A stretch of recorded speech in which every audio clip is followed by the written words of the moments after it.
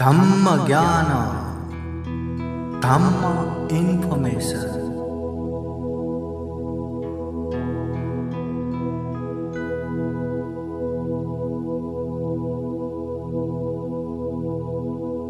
विहार।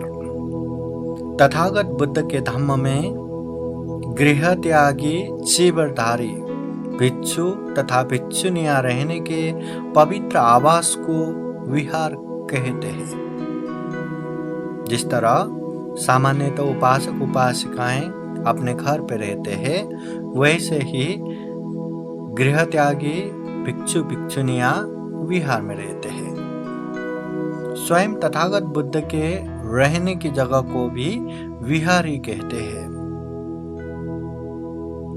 विहार में तथागत बुद्ध के मूर्ति रहते हैं। साथ ही साथ बोधिसत्व की मूर्ति भी स्थापना की जाती है।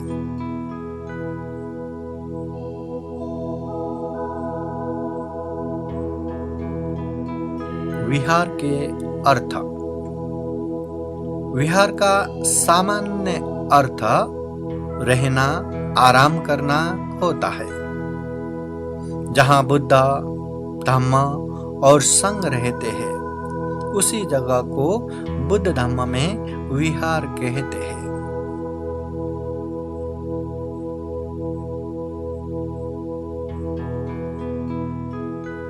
पहला विहार। तथागत बुद्ध के धम्म में पहला ऐतिहासिक विहार मगध के श्रद्धावान राजा बिम्बिसार ने दान दिया था। अपनी राजधानी राजगिरी में बने उस विहार का नाम था वेणुवन अर्थात वेलुवन।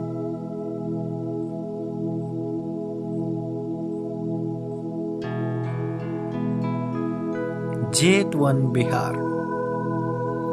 तथागत बुद्ध के समय में 54 करोड़ धन राशि खर्चा करके बनाया गया जेतवन विहार बुद्ध के शासन में बहुत ही सुप्रसिद्ध है। यह विहार श्रद्धावान उपासक अनाथपिंडिक महाजन ने कौशल देश के राजधानी श्रावस्ती में बना के दान दिया था। यह विहार इसलिए भी प्रसिद्ध है कि यह विहार बनाने के लिए अनाथपिंडिक महाजन ने जेत राजकुमार से सोने के असर पे बिछा के जमीन खरीद के लिया था और उन समय में ही 54 करोड़ धन राशि खर्चा करके इस विहार का निर्माण संपन्न किया था। बहुत ज्यादा धनराशि। इसी विहार में तथागत बुद्ध ने ज्यादा से ज्यादा वर्षावास रह के धम्म प्रचार प्रसार का केंद्र बनाया था।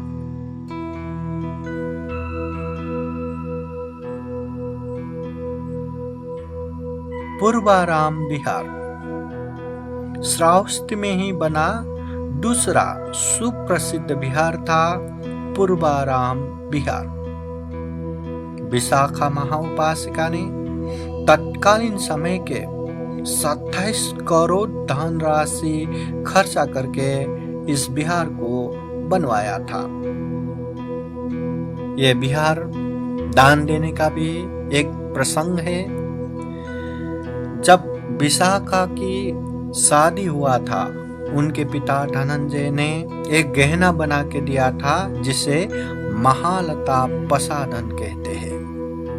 वो उन समय में ही 9 करोड़ धन राशि खर्चा करके बनाया था। वो गहना पहनने के बाद ऊपर से नीचे तक पूरा ढक जाता है और बहुत ही खूबसूरत दिखता है।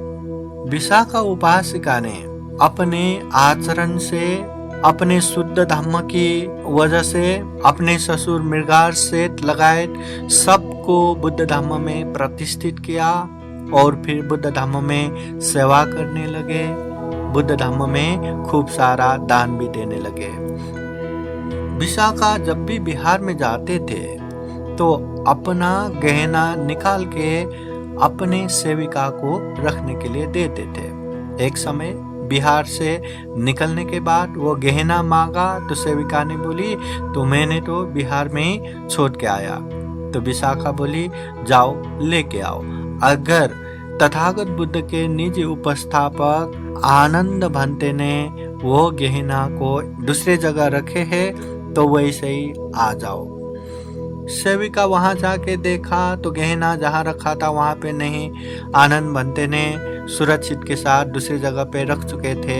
तो यही बात सेविका विशाखा को बताने के लिए आई। तो विशाखा को लगा आनंद भंते ने एक जगह सुरक्षित रख चुके हैं, तो मैं इस गहना को क्यों न बुद्ध धम्म के लिए दान ही दूं।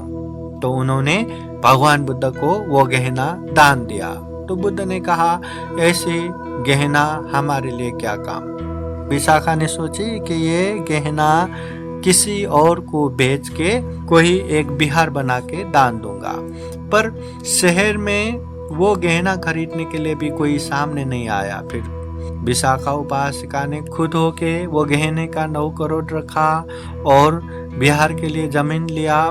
बिहार बना के संपन्न होके पूर्णतः भिक्षु संघ को उत्सव करके दान देते देते 27 करोड़ धनराशि खर्चा हो गया। और उसके बाद भी हर दिन अपने घर पे 500 भिक्षु लोगों के लिए जलपान भोजन का आयोजन करना, श्रावस्ती में किसी का भी बड़ा बड़ा उत्सव या भोजन दान का कार्यक्रम रहेगा तो वहां पे सब बंदोबस्त करना, ऐसे बहुत सारे पुण्य काम किया। इन सारे पुण्य कामों को देख के ही तथागत बुद्ध ने एक समय 4 परिषद के सामने भिक्षु भिक्षुनी उपासक उपासिकाओं के सामने विशाखा को महा उपासिका घोषणा किया।